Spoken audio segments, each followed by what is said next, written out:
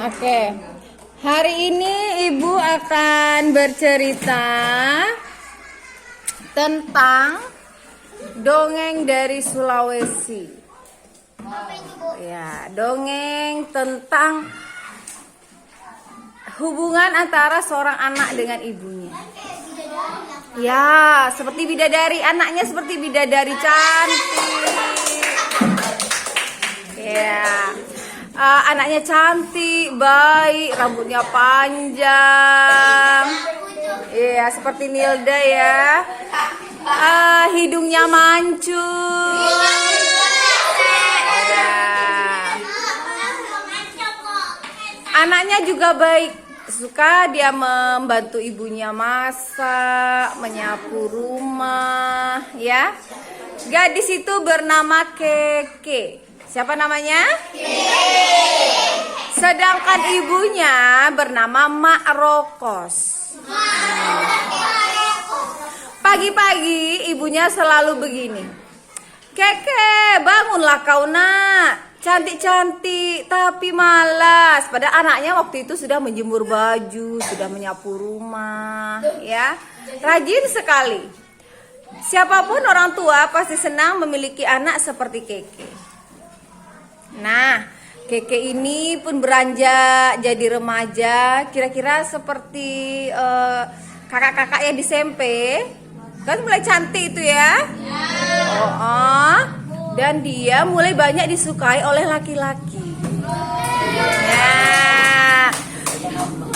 Akan tetapi setiap ada yang datang menyukai si Keke, Mak Roko selalu berkata, anakku cantik. Takkan mungkinlah harganya murah kau kasih. Ya, aku mau 20 ekor kuda, 10 ekor sapi, selusin sarung bawa ke sini. Barulah kamu boleh melamar anakku. Mendengar kata seperti itu, ya. Mendengar kata seperti itu, tidak ada laki-laki yang berani. Karena waktu itu hanya beberapa orang saja yang kaya. Satu orang datang, Mak Roko selalu berkata, 10 ekor kuda, 20 ekor sapi, selusin sarung. Kalau tidak ada itu jangan sekali-kali berani datang ke sini melamar anakku. Lihatlah, anakku cantik, dia rajin. Sehingga banyak sekali pemuda yang kecewa dan cerita itu menjadi perbincangan di kampung. Pada suatu hari, datanglah laki-laki yang diam-diam juga disukai oleh si Keke. Ya, ketika mereka datang, orang tua Keke juga berkata seperti itu. Dengan harga yang sama, Keke pun mulai keberatan. Pada saat itu, anak perempuan kalau sudah dewasa, ya, jika lambat menikah itu dikatakan perawan tua, tidak laku. Keke mulai malu karena teman-temannya sudah banyak yang punya anak, sudah banyak yang menikah, sedangkan dia walaupun cantik belum menikah. Malulah dia. Mak, janganlah Mak berikan syarat yang tinggi kepada Nopo. Nanti dia tidak sanggup. Kalau tidak sanggup jangan menikah. Laki-laki harus seperti itu. Laki-laki harus bisa menghidupimu nanti. Harus kaya dia nak. Tapi Nopo baik Mak. Tidak ada baik-baik itu nak. Tidak akan kenyang kamu oleh sikap baik. Hanya kekayaanlah yang akan membuat hidupmu senang. Membuat hidup makmu ini senang nak. Jadi malulah keluarga Nopo. Dipermalukan sedemikian rupa karena permintaan yang tidak masuk akal pada saat itu. Sedangkan ayah si Keke setuju. Tidak apa-apa Mak. Yang penting Nopo ini baik. Begitulah kata si ayah. Mak Rokos tidak mau tahu. Dia marah-marah, menepuk-nepuk dada, berteriak-teriak sehingga membuat keluarga Nopo malu dan pulang. Ternyata diam-diam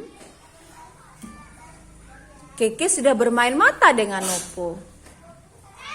Lalu Keke berkata kepada Nopo, datanglah kepada ayahku.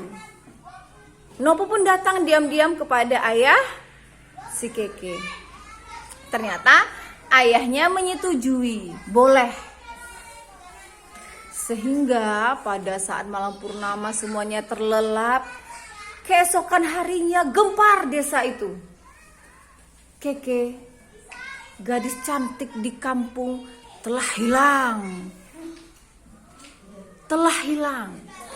Tidak ada tanda-tanda pintu rumah didobrak dari luar. Tidak ada tanda-tanda atapnya berlubang. Berarti Keke terbang kan? Enggak ada. Tapi tiba-tiba saja hilang, kamarnya bersih. Kamarnya rapi, seolah tidak ada kehidupan di sana. Terkejutlah Mak Rokos, dia menangis. Keke, kemana kau nak? Keke, oh Keke, Keke, kemana kau nak? Begitulah dia berteriak sepanjang jalan. Sehingga orang-orang di desa itu pun menjadi tahu, Keke menghilang. Ada yang tertawa di dalam hatinya. Rasakan itu. Memberi mahar mahal-mahal, tinggi-tinggi, hilang anakmu. Banyak juga yang tertawa-tawa dalam hatinya. Tapi tidak sedikit juga yang merasa sedih. Mengapa? Karena Keke ini anaknya baik. Sayang sekali, kemana Keke? Nah, keesokan harinya terdengar lagi kabar Nopo juga hilang. Kemanakah Nopo? Kira-kira kemanakah Nopo? Ya? Lari pergi juga mencari si Keke? Pergi sama Keke. Mereka punya rencana ya? Mereka ada di sana, Bu. Oke. Mengapa mereka harus lari ya, Nak? Karena mamanya tadi memberi hadiah. Tidak menyetujuinya. Tidak merestui. Nah, jadi sepanjang jalan Mak Rokos ini menyesal tidak kira-kira? Nah, karena dia menyesal sepanjang jalan, mulailah terdengar dia menyanyi. Ya. Oh, ibu dan ayah kata Andika. Oh inani Keke mange wisako mange wakiwe nang tumeles baleko. Rasakan, kata orang kampung. Oh inani Keke mange wisako mange wakiwe nang tumeles baleko. We ane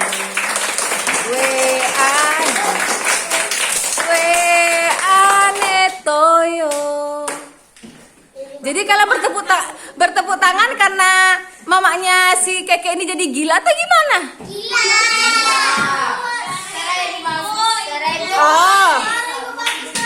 Oh, terima kasih. Jadi sepanjang jalan itu Mak Rokos ini memanggil si Keke. Bagaimana dia memanggilnya? Keke, anakku. Oh, anakku. Dia tadi bagaimana? Dia manggil begini kan? Oh inani Keke. Yuk kita bantu Mak Rokos memanggilnya. 1, 2, 3. Oh inani Keke. Begitulah dia memanggil terus ya. Akhirnya dia merasa lagu ini apapun yang diteriakkannya di jalan tidak akan hilang. Akan hilang sebentar lagi. Mereka akan lupa kisah Keke, kisah dia yang berbuat serakah ya. Dia kan mau harta banyak untuk anaknya ya. Ya, Bu. Nah, kira-kira panggilan kalian tadi yang memanggil Keke tadi terdengar tidak oleh Keke? Terdengar. Coba sekali lagi, mana tahu Keke-nya terdengar. 1, 2, 3. Oh nani Keke. Ternyata Keke mendengar. 10 tahun kemudian Keke pulang bersama siapa kira-kira? Ya, bersama Nopo dan membawa anak-anaknya.